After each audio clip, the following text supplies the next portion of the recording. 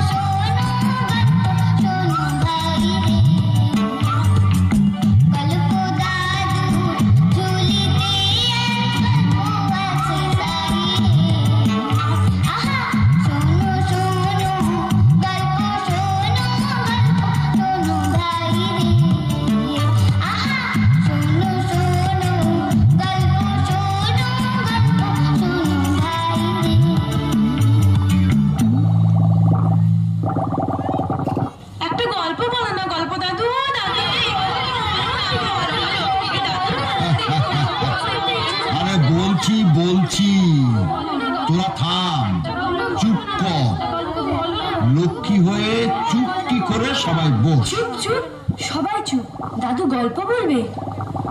গল্প বলা শুরু করলে কিন্তু একটাও কথা না, কেমন? ঠিক আছে?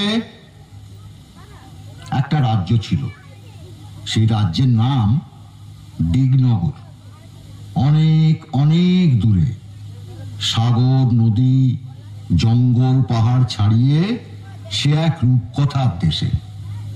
দিগনগরের রাজার ছিল দুই রানী। হ্যাঁ, ছোট রানী সুয়োরানী। সুয়োরানীর বড় আদর, বড় যত্ন। সুয়োরানী 7 মহল বাড়িতে থাকেন। 700 দাসী তার সেবা করে, পা ধোয়ায়, আলতা পরায়, চুল বাঁধে। 7 মালঞ্চের 7 সাজি ফুল, সেই ফুলে সুয়োরানী মালা গাঁথেন। 7 সিন্দুক ভরা 7 রাজার ধন মানিকের গহনা রানী পরে বসে থাকেন। সুয়োরানী যে রাজার প্রাণ। বড় রানী দুয়োরানী? বড় রানী দুয়োরানী তার বড় অনাদর, বড় অযত্ন। তাকে রাজা বিষ্ণয়নে দেখেন। একখানা ঘর দিয়েছেন ভাঙাচোরা, একটা দাসী দিয়েছেন বোবা কালা, পরতে দিয়েছেন ছেঁড়া শাড়ি, শুতে দিয়েছেন ছেঁড়া কাঁথা। দুয়োরানীর ঘরে রাজা একটা দিন আসেন, একবার বসেন, একটা কথা বলে চলে যান। আর সুয়োরানীর ঘরে রাজা 12 মাস থাকেন। একদিন রাজা মন্ত্রীকে ডেকে বললেন, মন্ত্রী মশাই, আগে দেশ বিদেশে বেড়াতে যাব, জাহাজ সাজান। জি আগে মহারাজ। রাজার আদেশে মন্ত্রী জাহাজ সাজাতে গেলেন। 7খানা জাহাজ সাজাতে 7 মাস গেল। 6খানা জাহাজে রাজার চাকর বাকর যাবে, আর সোনার চাঁদোয়া ঢাকা সোনার জাহাজে রাজা নিজে যাবেন। মন্ত্রী এসে খবর দিলেন, মহারাজ, জাহাজ প্রস্তুত। রাজা গেলেন ছোট রানী সুয়োরানীর ঘরে। এমন সময় মহারাজ? দেশ বিদেশে বেড়াতে যাব, তোমার জন্য কি আনবো ছোট রানী? আমার জন্যে? আমার জন্যে এই হীরের রং বড় সাদা, হাত যেন শুধু দেখায়, মনে হয় যেন হাতে কিছু পরিনি। ওই রক্তের মতো রাঙা 8 গাছা চুড়ি পাই তো পরি। আর এমন কি, মানিকের দেশ থেকে মানিকের চুড়ি নিয়ে আসবো। তো আর কিছু? এই মল ভালো বাজে না, নিরেট সোনার 10 গাছা মল সে পাইতে পড়ি। আর মহারাজ, আমার এই হাড়ের মুখ তো বড় ছোট, শুনেছি কম বেশে পায়রার ডিমের মতো মুক্ত আছে। তার 1 ছড়া হাড় এনো, শাড়ি না তো যেন বোঝা, আকাশের মতো নীল আর ওই বাতাসের মতো ফুরফুরে, জলের মতো চিকন, সেই শাড়ি পাইতো পরি। বেশ বেশ বেশ, তাই হবে। এবার তাহলে আমাকে হাসি মুখে বিদায় দাও। এসো। ছোট রানী রাজাকে হাসি মুখে বিদায় দিলেন। জাহাজে চড়তে যাবেন, এমন সময় তার মনে পড়ল বড় রানী দুয়োরানীর কথা। রাজা দুয়োরানীর কাছে গেলেন। বড় রানী, বড় রানী। মহারাজ, তুমি? দেশ ভ্রমণে যাচ্ছি, যাওয়ার আগে তোমার সঙ্গে দেখা করতে এলাম। তোমাকে যে কোথায় বসতে দিই, ভাঙাচোরা ঘর। না না না না না, থাক রানী, আমি আর বসবো না। ঘাটে জাহাজ প্রস্তুত, তোমার জন্য কি আনবো? যদি কিছু স্বাদ থাকে তোমার। আমার সব স্বাদ মিটেছে, আমার আর কিচ্ছু চাই না। সে কি, ছোট রানী হাতের চুড়ি, গলার হার, পায়ের মল, পরনে শাড়ি আনতে বলেছে, আর তুমি কিছুটি চাও না? তা হয় না বড় রানী, তা হয় না। বলো তুমি কি চাও? মহারাজ, আমার অনেক স্বাদ ছিল, আমার সব স্বাদ মিটেছে। এখন আর সোনার গহনায়, সোনার শাড়িতে কি কাজ? বনের মধ্যে ভাঙা ঘরে থাকি, সোনার গহনা চোর ডাকাতে লুটে নিয়ে যাবে। ভালোই ভালো তুমি ঘরে ফিরে এলে আমার সব স্বাদ পূর্ণ হবে। না না না, তা হয় না বড় রানী, তা হয় না। লোকে শুনলে আমার নিন্দে করবে। লোকে তোমার নিন্দে করলে আমি বড় কষ্ট পাবো। না না, সে আমি সহ্য করতে পারবো না। মহারাজ, তুমি আমার জন্য একটা পোড়ামুখ বাঁদর এনো। বাঁদর? তুমি কি বলছো? হ্যাঁ মহারাজ, বাঁদর পেলে আমি খুশি হব। বেশ, তাই হবে। এবার তাহলে আমি আসি। এসো মহারাজ। দুয়োরানী রাজাকে বিদায় দিলেন। রাজা গিয়ে জাহাজে চড়লেন। সোনার জাহাজ সোনার পাল মিলে অগাধ সাগরের নীল জল কেটে সোনার মেঘের মতো পশ্চিম মুখে ভেসে গেল।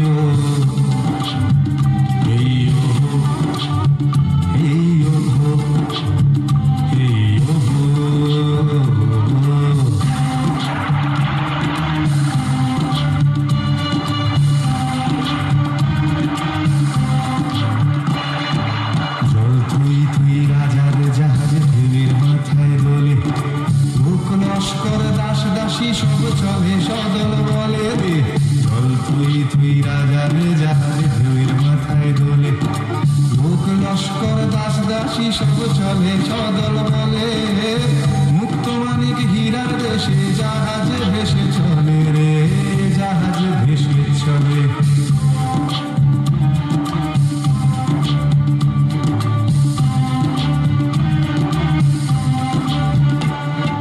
পিছন পিছন ছখান জাহাজ সোনাতে বোঝায়, আর জাহাজে মন্ত্রী চলে চলেছে সেবাই।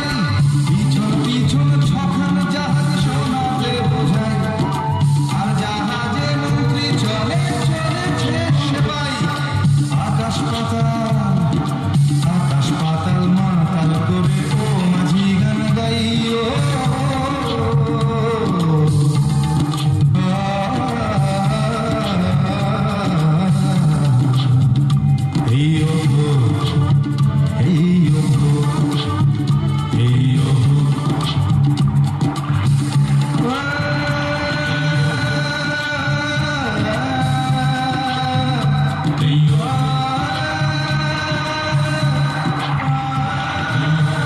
দেশ বিদেশে রাজার 12 মাস কেটে গেল। সুয়োরানী রাজার আদরিনী। রাজা কেবল সুয়োরানীর কথা ভাবেন। আর দুয়োরানীর কথা বললে না তো দাদু? দুয়োরানী দুয়োরানী নীল সাগরের দিকে চেয়ে চেয়ে রাজার কথা ভেবে ভেবে প্রায় পাগল। রাজার কিন্তু দুয়োরানীর কথা একটুও মনে নেই। 13 মাসে রাজার জাহাজ মানিকের দেশে এলো। মানিকের দেশে সকলেই মানিক। রাজা সেই মানিকের দেশে 8000 মানিকের 8 গাছা চুড়ি সুয়োরানীর জন্য গড়ালেন। মানিকের চুড়ি নিয়ে রাজা সোনার দেশে চললেন।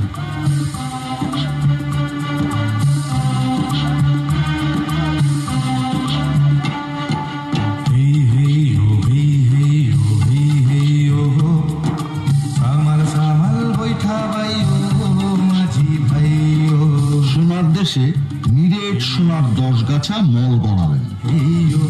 মল বাজতে লাগলো যেন বিনার ঝংকার, মন্দির আর লিনিঝিনি।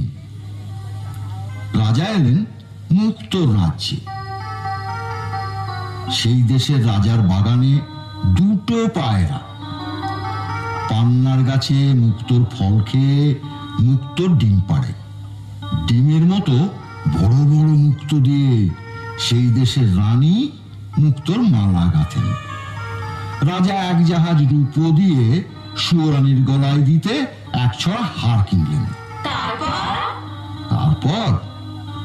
তারপর মানিকের চুড়ি নিয়ে সোনার মল গড়িয়ে মুক্তোর হার কিনে 6 মাস পরে রাজা আর এক দেশে চললেন।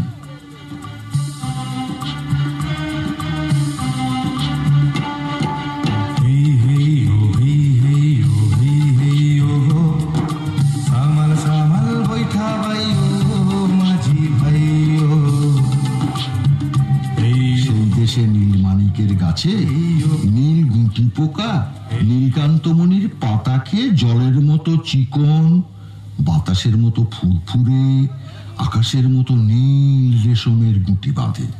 রাজার মেয়ে সারা রাত ছাদে বসে আকাশের সঙ্গে রং মিলিয়ে সেই নীল রেশমের শাড়ি বোনেন। একখানা শাড়ি বুনতে 6 মাস যায়। 6 মাস? হ্যাঁ। রাজা 7 জাহাজ সোনা দিয়ে আদরিনী সুয়োরানীর জন্য শাড়ি কিনলেন। তারপর 7 সমুদ্র 13 নদী পার হয়ে দেশে ফিরে এলেন। ওমা, দুয়োরানীর জন্য কিছু আনলেন না? দুয়োরানীর কথা রাজামশাই ভুলেই গিয়েছিলেন। হঠাৎ রাজার মনে পড়ল দুয়োরানী বাঁদর চেয়েছিলেন। রাজা মন্ত্রীকে বললেন, মন্ত্রী মশাই। বলুন মহারাজ। মন্ত্রী মশাই, বড় ভুল হয়ে গেছে। কি ভুল মহারাজ?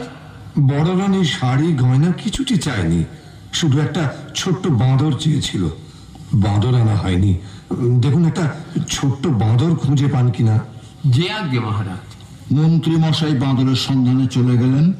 আর রাজামশাই সাদা হাতির পিঠে চড়ে সোজা রাজমহলে ছোট রানীর কাছে গেলেন। ছোট রানী, ছোট রানী, ছোট রানী, দেখো তোমার স্বাদের গহনা, শখের শাড়ি নিয়ে এসেছি। এই না। ও মা, বাহ, কি সুন্দর। মহারাজ, মহারাজের সব আমার। সব তোমার, তোমাকে ছাড়ার কাকে দেব? না না না, পড়ো পড়ো পড়ছি, পড়ছি, পড়ছি। পড়ো। ছোট রানী দু হাতে 8 গাছা চুড়ি পরলেন। মানিকের চুড়ি রানীর হাতে ঢিলে হলো। না না, হাতের চুড়ি কাঁধে উঠল। আচ্ছা আচ্ছা, রানী 2 পায়ে 10 গাছা মল পরলেন। রাঙা পায়ে সোনার মল আলগা হলো। আচ্ছা আচ্ছা, মুক্তোর হার। রানী মুক্তোর হার পরতে গেলেন। না না না, পারলেন না। এ মা, মুক্তোর হার ছোট হয়ে গেছে। রানীর মুখ ভার হলো। আচ্ছা, এবার শাড়িটা। 7 পুরু করে রেশমের শাড়ি পরার চেষ্টা করলেন। না, পরতে পারলেন না। নীল রেশমের নীল শাড়ি হাতে বহরে ছোট হয়ে গেছে। শোনো, রানীর চোখে জল এলো। চুড়ি, মল, হার, শাড়ি সব ছুঁড়ে ফেলে দিয়ে কাঁদতে কাঁদতে বললেন, ছোট রানী, ছোট রানী, শোনো। কোন পাতের কাকড় কুড়িয়ে চুরি করে এনেছো তুমি? না না কোন দেশের ধুলোবালি দিয়ে পায়ের মল করিয়ে এনেছো? না না না না, শোনো শোনো শোনো, ছোট রানী শোনো, আমার কথা শোনো। তুমি শান্ত শান্ত হও, আমার কথাটা শোনো। আমি শান্ত হব না। ছি ছি ছি, ও, এ কার গলার মুক্ত? এ কার গলার হার? তোমার- কোন রাজকন্যার শাড়ি? কি মুশকিল। আমার দেখলে ঘেন্না হয়, আমার পড়তে লজ্জা করে। না, না, রইলো তোমার শাড়ি গয়না। আমি চাই না, চাই না, চাই না।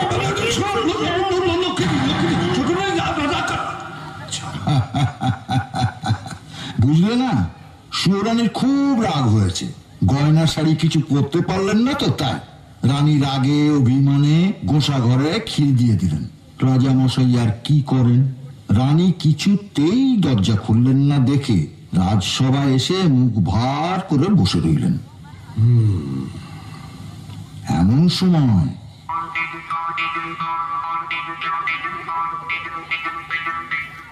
পেন্নাম হই রাজামশাই, পায়ে করি গর। আরে আরে, এই তুই কে? হুপ হুপ হুপ হুপ, কিচির মিচির কিচির মিচির, আমি দাসানুদাস বাঁদর। আরে আরে, এ কি বাঁদরে কথা বলে দেখি? আজব ব্যাপার, আজব ব্যাপার। কোথায় রে তোর ঘর? জাদুকরের দেশে ছিলাম, এলাম দিগনগর। আমায় কিনে এনেছে রে মন্ত্রীবর। জাদুকরের দেশে ছিলাম, এলাম দিগনগর। আমায় কিনে এনেছে রে মন্ত্রীবর। বাঁদর বলে ডাকে সবাই, বাঁদর আমার নাম। একটি কানা করি শুধু এই জীবনের দাম।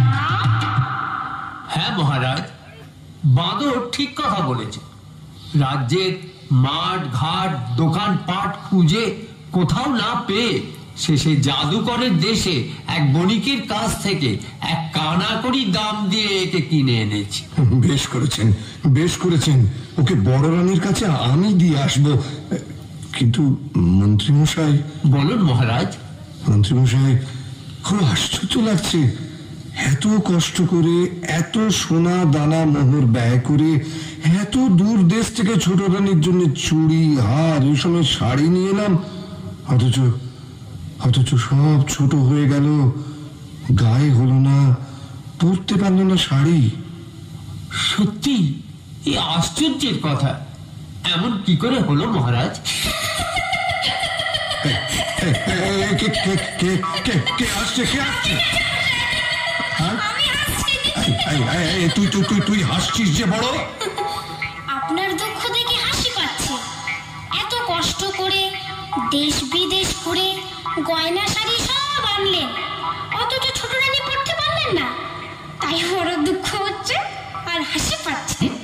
হাসি পাচ্ছে আর দুঃখ হচ্ছে, দুঃখ হচ্ছে আর হাসি চুপ কর, চুপ কর, পাচ্ছে।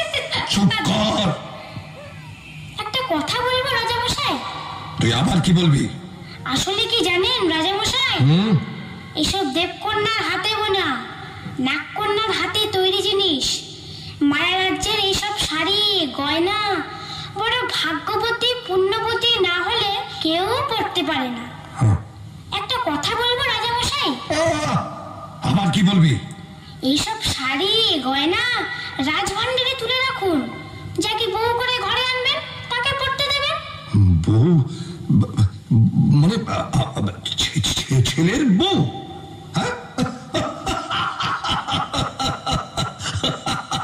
শুনেছেন মন্ত্রী মশাই, শুনেছেন বাঁদরটা কি বলছে?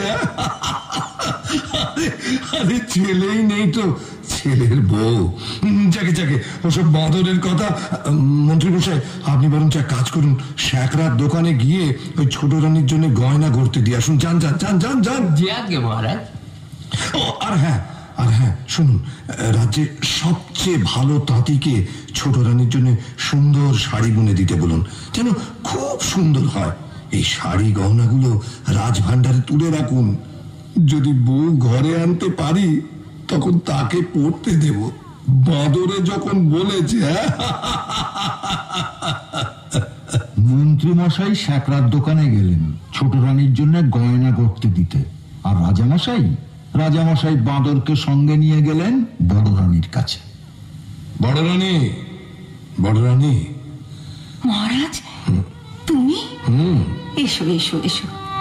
আমি অভাগিনী, আমার ভাঙা ঘরে ছেঁড়া কাঁথা ছাড়া আর কি আছে যে তোমাকে বসতে দেব? তুমি তুমি ছেঁড়া কাঁথায় বসো, এইখানে। ঠিক আছে ঠিক আছে। দেখো বড় রানী, তোমার এই ভাঙা ঘর, ছেঁড়া কাঁথা ছোট রানী রাজমহলের সোনার সিংহাসন থেকে অনেক ভালো। তুমি আমার কাছে শাড়ি গহনা কিছুই চাওনি, একটা বাঁদর চেয়েছিলে। এই দেখো তোমার জন্য একটা ছোট্ট বাঁদর নিয়ে এসেছি। পেন্না হই মা। মা? ওরে ওরে, তুই আমাকে মা বলে ডাকলি? আমার বুক জুড়িয়ে গেল রে, আমার বুক জুড়িয়ে গেল। তুই আরেকবার মা বলে ডাক, আরেকবার মা বলে ডাক। মা আমার কাছে, আমার কোলে আয় বাছা, আমার কোলে আয়।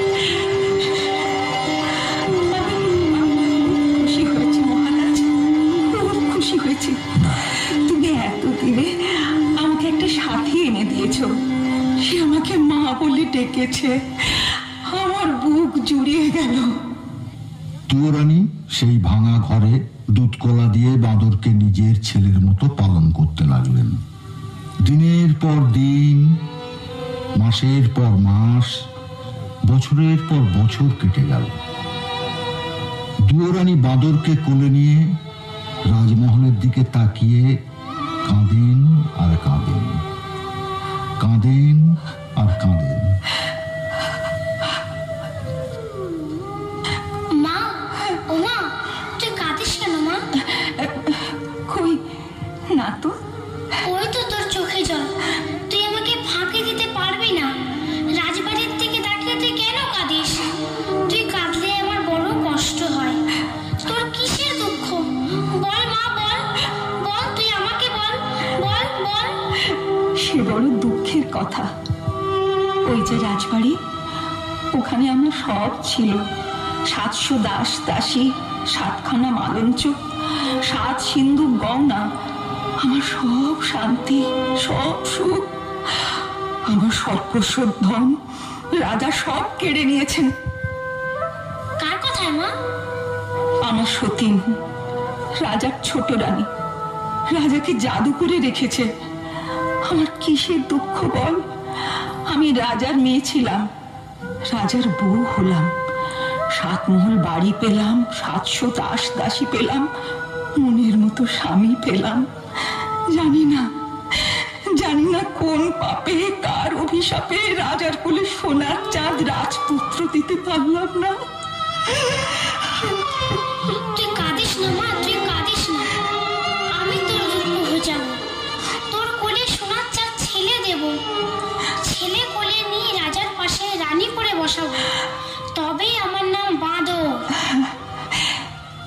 সামান্য বাঁদর, আমাকে রাজরানী করে রাজপুত্র কোলে এনে দিবি?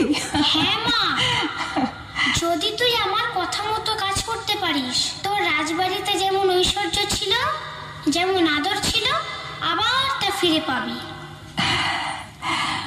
অনেক রাত হয়েছে, ঘুমিয়ে পড় বাছা। আমার কথা না শুনলে আমি ঘুমোবো না।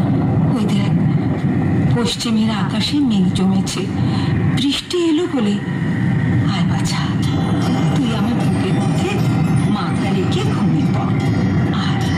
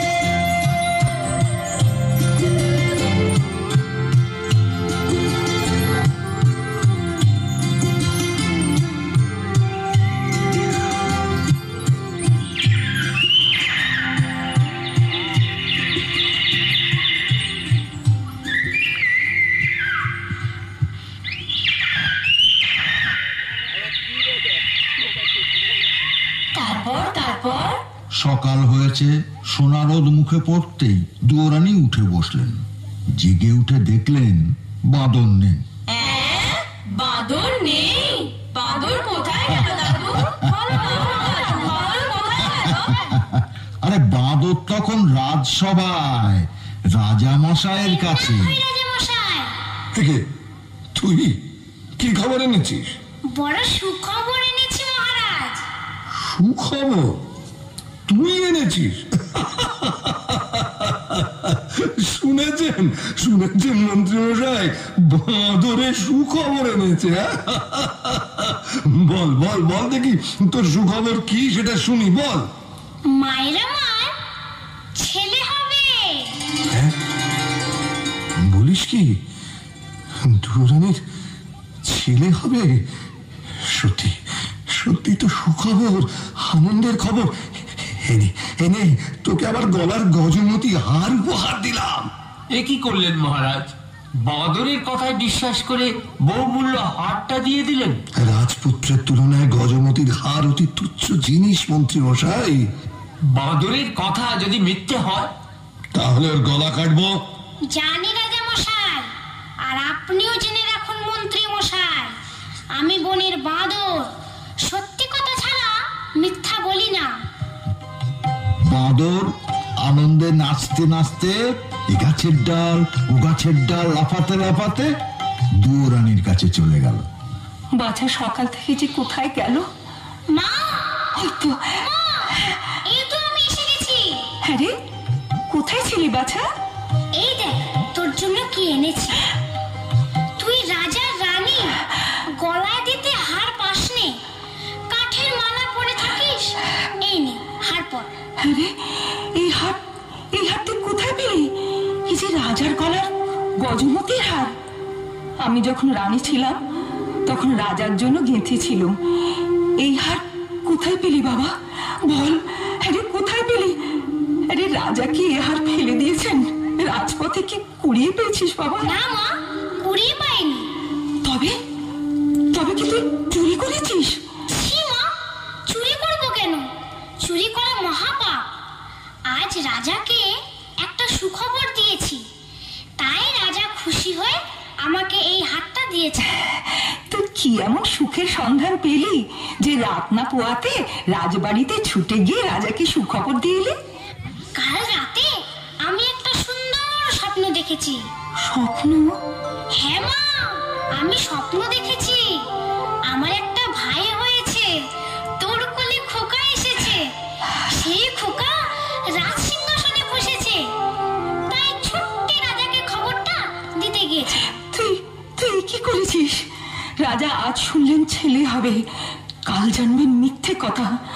আজ রাজা গলার হার দিয়েছেন, কাল রাজা গলা কাটবেন। তুই কি করলি? হায় হায় হায়, তুই কি করলি বাছা? তুই ভয় পাচ্ছিস কেন মা? সবাই জানুক বড় রানীর ছেলে হবে। আর রাজা যখন ছেলে দেখতে চাইবে তখন তোর কোলে সোনার চাঁদ ছেলে এনে দেব। তুই রাজাকে দেখাস, এখন খেতে দিবি চল। দুয়োরানী বাঁদরকে ভাঙা পিঁড়িতে খাওয়াতে বসালেন, আর এদিকে রাজা মশাই গেলেন সুয়োরানীকে সুখবরটা দিতে। শুনেছ ছোট রানী, বড় রানীর ছেলে হবে। বড্ড ভাবনা ছিল, শুনে কাকে বসাবো। যাক, এতদিনে সে ভাবনা আমার দূর হলো। জানো ছোট রানী, যদি ছেলে হয় না তাকে রাজা করব, আর যদি মেয়ে হয় তো মেয়ের বিয়ে দিয়ে জামাইকে রাজ্য দেব। ভালো হবে না ছোট রানী? রাখো সব বাজে কথা। আমি নিজের জ্বালায় বাঁচি নে, তার উপর পরের ভাবনা। সে কি রানী, সুখের দিনে এমন কথা বলতে হয়? রাজবাড়িতে সবার মুখে হাসি, আর তোমার মুখে শুধু ছেলে রাজা হবে, কার জামাই রাজ্য পাবে, তা শুনে আমার কি লাভ? কার ছেলে হলো আর কার ছেলে মলো, ছোট রানী, তাতে আমার কি যায় আসে? ছোট রানী, শোনো। ছোট রানী গোসা ঘরে গিয়ে দৌড় দিল। রাজার বড় দুঃখ হলো। সুয়োরানী রাজার ছেলেকে মর বলল। কেউ কারোর সাথে কথা বলেন না, কেউ কারোর মুখও দেখেন না। এমনি করে 1 মাস গেল, 2 মাস গেল, 3 মাস গিয়ে 4 মাসে পড়লো। 5 মাসে বাঁদর আবার রাজার সঙ্গে দেখা করতে। কি খবর রে বাঁদর? কিরে, কি হয়েছে? চুপ করে আছিস কেন? মায়ের বড় কষ্ট, বড় দুঃখ রাজামশাই। মা আমার না খেয়ে খেয়ে উপোস করে কাহিল। কেন, কি হয়েছে? মোটা চালের ভাত মায়ের আমার মুখে রোচে না। সে কি, এসব কথা তো আমি জানি না। মন্ত্রী মশাই, বলুন মহারাজ। এক্ষুনি সরু চালের ভাত 50 ব্যঞ্জন সোনার থালায় সোনার বাটিতে বড় রানীকে পাঠিয়ে দেবার ব্যবস্থা করুন। যে আজ্ঞে মহারাজ। আরো শুনে রাখুন, আজ থেকে আমি যা খাবো বড় রানীও তাই খাবেন, এই আদেশ। তাই হবে, আপনার আদেশ মতোই কাজ হবে মহারাজ। খুব ভালো হলো রাজামশাই, খুব ভালো হলো। অনেকদিন পর মা আমার 2 মুঠো ভাত খেতে পাবে। মন্ত্রী মশাই, এই বাঁদরকে 1000 মোহর দিয়ে দিন। তারপর কি হলো? তারপর সারা রাত বাজনা বাজিয়ে আলো জ্বালিয়ে বর এসে থামলো দিগনগর রাজ্যের শেষ সীমায়, এক দিঘির পাড়ে। দিঘির পাড়ে একটা মস্ত বড় বট গাছ। বট গাছের নিচে মা ষষ্ঠীর মন্দির। গ্রামের বৌঝিয়েরা রোজ এসে মন্দিরে পুজো দিয়ে যায়, তবেই মা ষষ্ঠীর খাওয়া হয়, খিদের জ্বালা মেটে। সেদিন আর কেউ পুজো দিতে এলো না। কেন দাদু, কেন এলো না? এই আবার তুই কথা বলছিস? বারে, কথা বললাম কই? কেন পুজো দিতে এলো না তাই জিজ্ঞাসা করলাম। ঠিক আছে দাদু, তুমি গল্প বলো। হ্যাঁ, মন্ত্রী মশাইয়ের হুকুম। বট গাছ তলায় পালকিতে বর বিশ্রাম করছে, মন্দিরের দিকে যেন কেউ না যায়। বাঁদরের হুকুমে রাজার লোকজন দিঘির জলে নিয়ে খেয়ে দিয়ে তাঁবুর ভিতরে শুয়ে থাকলো। এদিকে যত বেলা বাড়তে লাগলো, মা ষষ্ঠী খিদের জ্বালায় ছটফট করতে লাগলেন। মা ষষ্ঠীর চেলা বিড়ালরা মিউ মিউ করে কাঁদতে লাগলো। বাঁদর তখন মনে মনে ফোন দিয়ে এঁটে পালকির দরজা একটু খুলে রেখে বট গাছের ডালে পাতার আড়ালে চুপ করে লুকিয়ে বসে থাকলো, যেন কেউ দেখতে না পায়। মা ষষ্ঠী কেউ কোথাও নেই দেখে মন্দির থেকে বেরিয়ে এলেন। যাক, কেউ কোথাও নেই।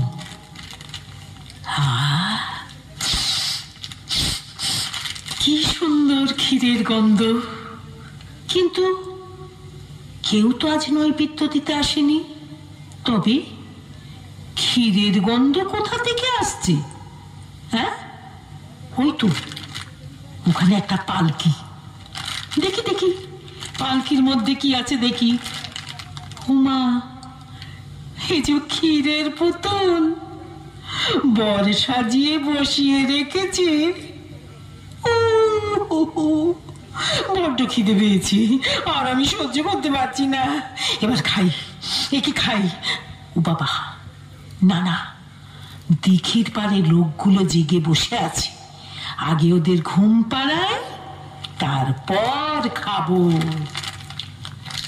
সত্যিই তো, রাজার মন্ত্রী, লোক লস্কর, শান্তি সেপাই, বরযাত্রীর দল যদি দেখতে পায়, ভাববে মা ষষ্ঠী কি লোভী, চুরি করে খাচ্ছেন। না না, তা হয় না, তা হয় না।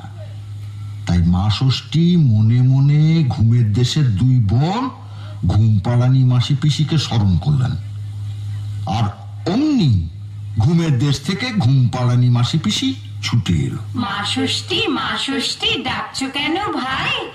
দিন দুপুরে দিগনগরে ছুটে এলাম তাই। সূর্যি ঠাকুর মাথার ওপর উঠছে মাটি তেতে, সকাল গিয়ে দুপুর হলো, ভোগ পাইনি খেতে। ওই শোনো ভাই, বেড়ালগুলো কাঁদছে অনর্গল, কি আর খেতে দেব বাছা, কোথায় পাবো বল? কেন কেন? বৌঝিয়েরা নেই কি তোমার দেশে? রাজার ছেলে বিয়ে করতে যাচ্ছে বরের বেশে, লোক লস্কর, শান্তি সেপাই, কাঁপছে ভয়ে বুক। বুঝলে না ভাই, দেখে সবার শুকিয়ে গেছে মুখ। কেমন করে বৌঝিয়েরা মন্দিরেতে আসে? ওই দেখো সব শুয়ে আছে দিঘির পাড়ে ঘাসে।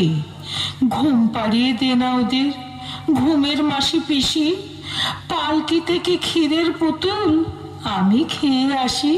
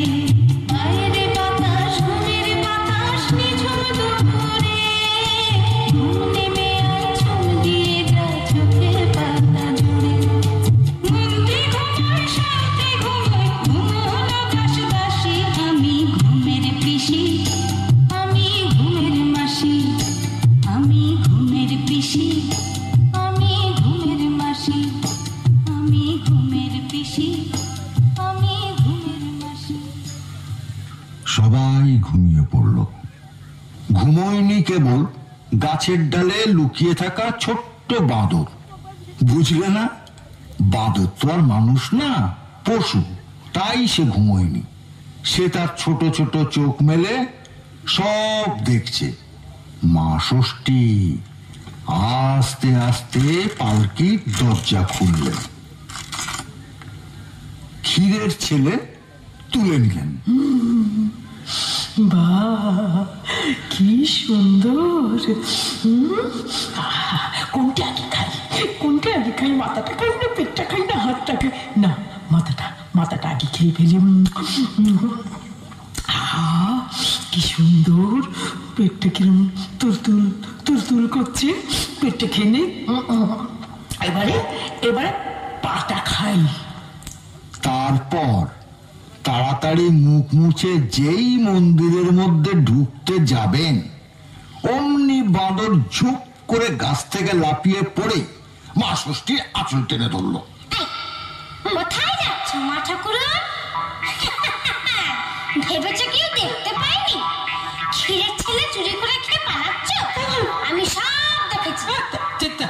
আমার হে মুখ পড়া বলে কি? সব আমি পালাই। পালাতে তোমাকে দিচ্ছে কে? আগে ছেলে দাও, তবে ছেড়ে দাও। চুপ কর, আসতে বল, কে কোথায় আছে শুনতে পাবে। শুনুক, লোকে জানুক, মা ষষ্ঠী আমার ক্ষীরের ছেলে খেয়ে ফেলে। লোভী কথাকার। খেয়েছি, খিদে পেয়েছিল তাই খেয়েছি।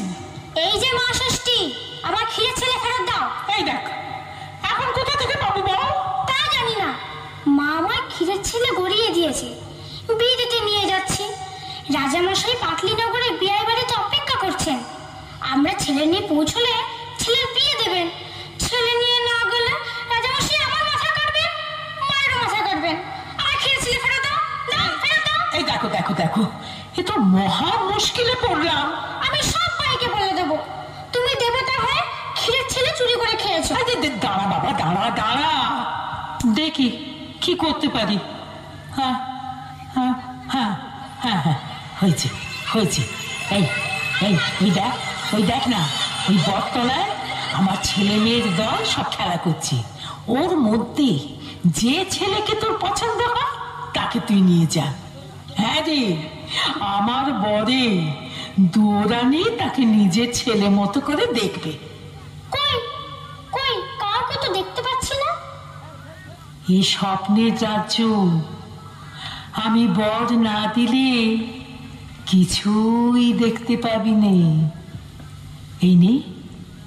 এই নে তোকে দিব্য দৃষ্টি দিলাম। এবার দেখ, চোখ দেখ, সব দেখতে পাবি।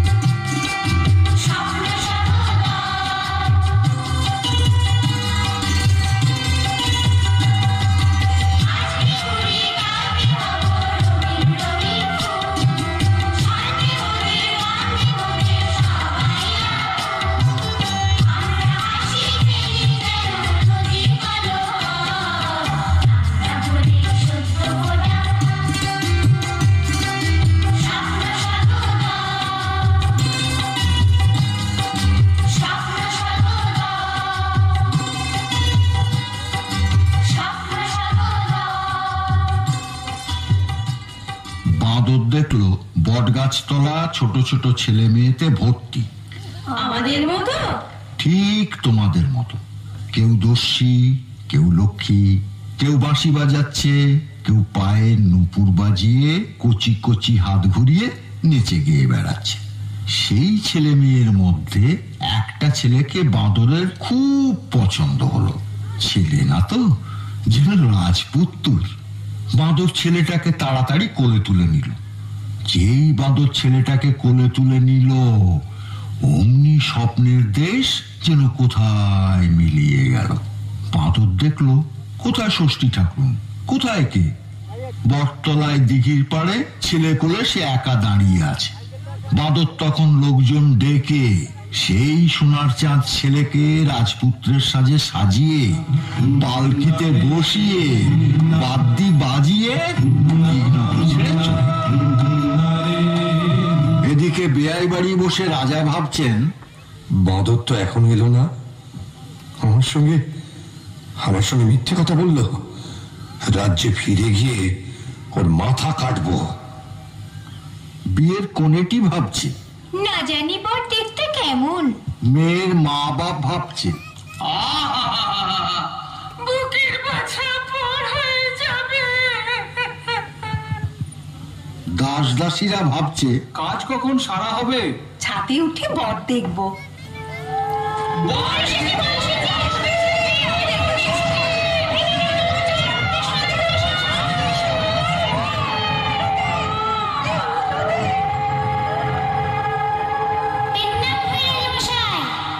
কি রে বাঁদর, আমার ছেলে কোথায়? ছেলে দেখা, আর ফের যদি মিথ্যে কথা বলিস তো তোর গর্দান নেব। রাজামশাই, বাদর কখনো মিথ্যে কথা বলতে শেখেনি। আপনার ছেলে ওই পালকিতে বসে আছে। তাই নাকি? যা নিয়ে আসো। ও ঠিক আছে, যাই দেখি।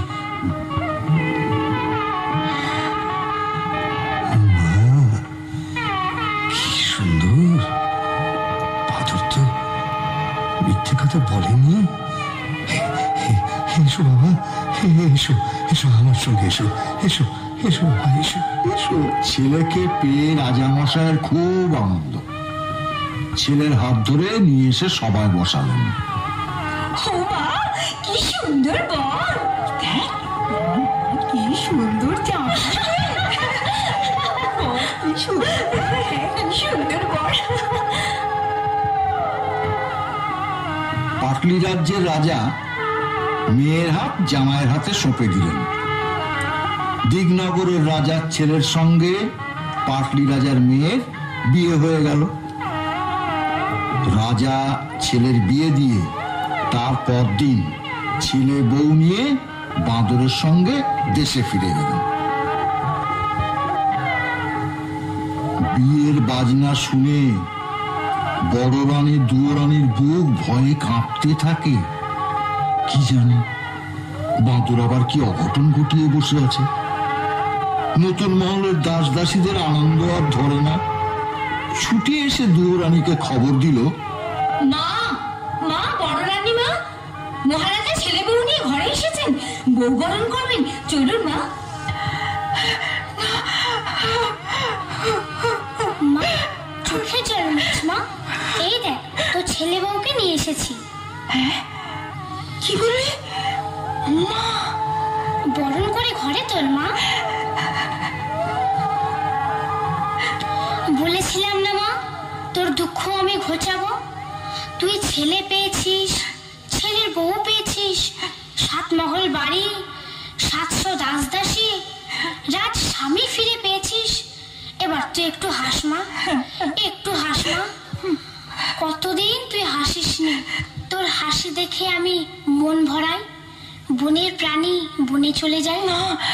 ওরে না না, তোকে আমি কিছুতেই যেতে দেবো না, কিছুতেই যেতে দেবো না বাছা, না বাছা। তোর জন্য আমি সব ফিরে পেলাম মা। তুই আমার সব, তুই আমার সব, তুই আমার এই বুকের মধ্যে চিরকাল থাকবি মা। আমাকে আমাকে মা বলে ডাকবি মা। ডাক বাছা। না মা, মা, আমাকে মা বলে ডাক, মা। ডাক বাছা, ডাক ডাক। মা, আয় আমার বুকের কাছে আয় মা।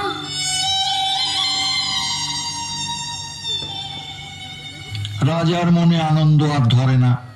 মায়া রাজ্যের 8000 মানিকের 8 গাছা চুড়ি, 10 ভরি সোনার 10 গাছা মল, মুক্তোর হার, নীল রেশমের নীল শাড়ি ছেলের বউকে পরিয়ে দিলেন। রাজামশাই বাঁদরকে কিছু দিলেন না? দিলেন না মানে? নিশ্চয়ই দিলেন। রাজা ছেলের হাতে রাজ্যের ভার দিলেন, আর বাঁদরকে সেই রাজ্যের মন্ত্রী করে দিলেন। বাবা কি মজা, বাঁদর হয়েছে মন্ত্রী, বাঁদর হয়েছে মন্ত্রী। তো থাম তো দাদু। ও দাদু, বলো। ছোট রানী সুয়োরানীর কথা বললে না তো? সুয়োরানীর কথা আর কি বলবো। বন্দিশালায় খবর যেতেই সুয়োরানী হিংসায় বুক ফেটে ফটাস করে মরে গেল। বেশ হয়েছে, ভালো হয়েছে। যেমন কর্ম তেমন ফল, যেমন কর্ম তেমন ফল।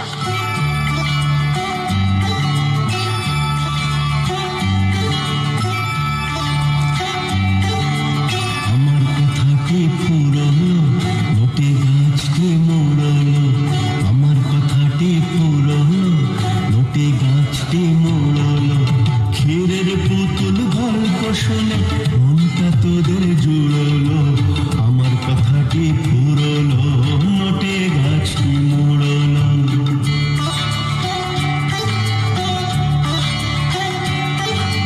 সোনার কাঠির ওপর কাঠি ভাঙার ঘুম। রূপকথারি দেশে এখন কমিক্স পড়ার ধুম। সোনার কাঠির ওপর কাঠি ভাঙার ঘুম। রূপকথারি দেশে এখন কমিক্স পড়ার ধুম। আসল সোনা ফেলে সবাই নকল সোনা পুরলো। আমার কথাটি পুরলো, নোটে গাছটি মোড়লো। আমার কথাটি পুরো